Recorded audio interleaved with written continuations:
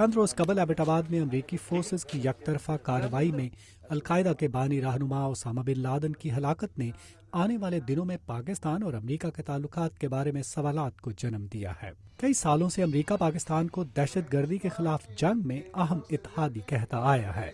مگر حال ہی میں امریکہ اور اس کے اتحادی کے درمیان تعلقات تناؤ کا شکار ہوئے، اور امریکی ماہرین کا خیال ہے کہ ایبٹ آباد کے واقعے کے بعد یہ تعلقات مزید متاثر ہوں گے۔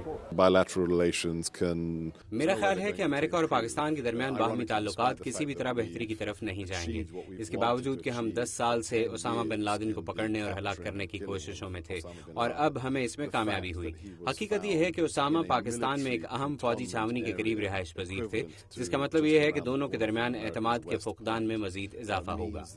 پاکستان کے صدر آصف علی زرداری نے اس واقعے کے بعد امریکی اخبار واشنگٹن پوسٹ میں ایک مضمون میں لکھا ہے کہ اسامہ بن لادن کے خلاف کارروائی مشترکہ نہیں تھی، مگر اس میں کامیابی پاکستان کے تعاون سے ہی ممکن ہوئی ہے، اور پاکستان نے دہشت گردی کے خلاف جنگ میں بہت قربانیاں دی ہیں۔ مگر قومی سلامتی کے امریکی تجزیہ نگار جوش مائر کہتے ہیں کہ پاکستان پر دباؤ کم نہیں ہوگا۔ امریکہ کی جانب سے اس بات کا اصرار کہ پاکستان مزید اقدامات کرے اب اور بھی زیادہ ہوگا۔ میرے خیال میں امریکہ کی جانب سے بن لادن کے خلاف یک طرفہ کارروائی کے بعد پاکستان کو کئی سوالات کے جوابات دینے ہوں گے،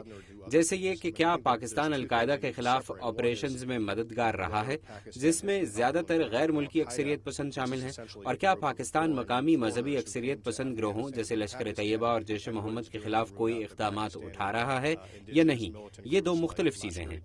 واشنگٹن میں نیشنل ڈیفنس یونیورسٹی سے منسلک قومی سلامتی کے امور کے professor doctor Sebastian Gorka Osama bin Laden کے بعد القاعدہ کے مستقبل کی بات کرتے ہوئے کہتے ہیں کہ اسامہ بن لادن کی ہلاکت کے بعد ممکنہ طور پر ان کے قریبی ساتھی ایمن الظواہری ان کی جگہ لیں گے، جس سے القاعدہ کے انتہا پسند نظریات اور فلسفی کم ہونے کی بجائے زیادہ مضبوط ہوگی۔ یہ بالکل واضح ہے کہ اسامہ کے قریبی ساتھی مصری ڈاکٹر ایمن الظواہری ان کی جگہ لیں گے۔ پچھلے 10 سالوں کے دوران امریکی اقدامات کی وجہ سے القاعدہ کی امریکہ کے خلاف کوئی بڑی کارروائی کرنے کی صلاحیت کمزور ہو گئی ہے، مگر الظواہری جیسے دانشور اور نظریاتی سوچ رکھنے والے شخص کی ایک قیادت سنبھالنے سے القاعدہ کی ایک نئی شکل ابھرے گی جو نظریاتی طور پر زیادہ مضبوط ہوگی۔ ماہرین کا کہنا ہے کہ امریکی حساس ادارے CIA کے سربراہ کا یہ بیان کہ اگر انتظامیہ اس کارروائی کے بارے میں پاکستانی حکام کو آگاہ کرتے تو مشن ممکنہ طور پر ناکام ہو سکتا تھا، اعتماد کے اس فقدان کی عکاسی کرتا ہے جو دونوں ملکوں کے حساس اداروں میں پایا جاتا ہے۔ ندیم یعقوب، اردو VOA، واشنگٹن۔